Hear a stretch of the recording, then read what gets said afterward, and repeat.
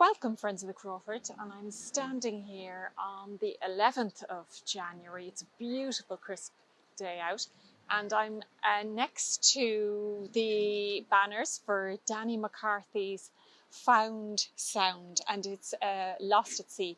It is a sound installation that's been reverberating from the walls here down Opera Lane for the entire of today, and it's marking the 11th anniversary of the last foghorn that sounded off the coast of Ireland.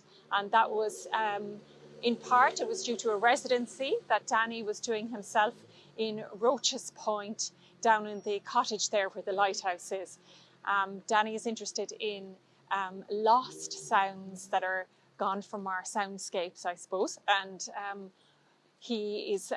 this installation is in marking that 11th anniversary today. So just for one day only, friends, it's been interesting to capture the expressions on people's faces as they hear the sound that they're not expecting to hear in the city centre.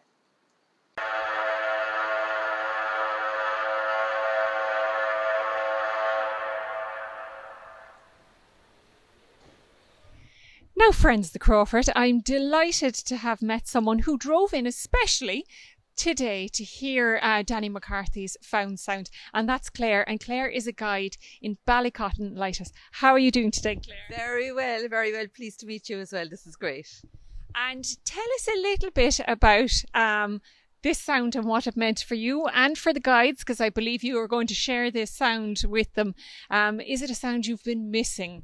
Absolutely missing, and I think my husband, who's standing over there, would miss it more than me because he grew up in Ballycotton, whereas I grew up 2 miles outside, so he'd be more familiar with it.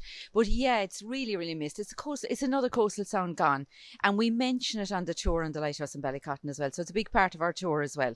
So even just to hear the sound, because you won't hear it anymore unless you hear a recording.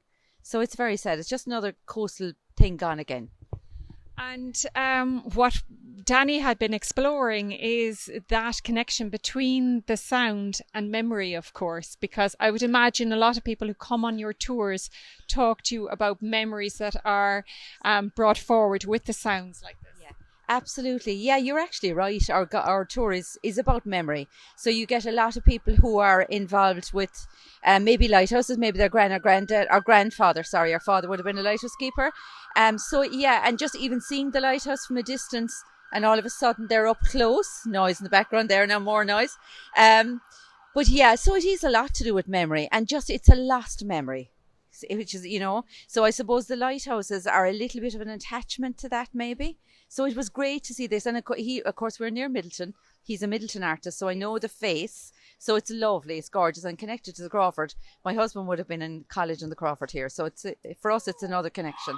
Yeah, it's another connection.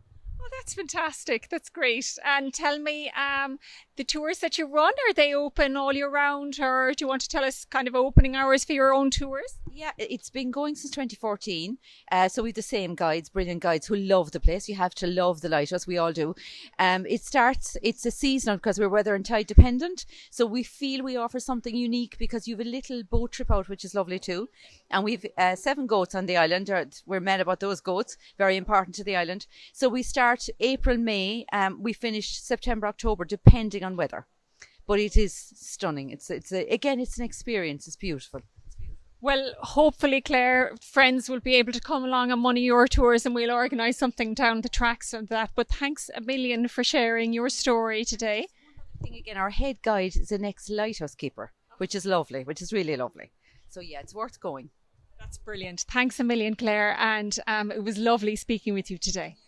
Thanks a million. You too. Thanks a million.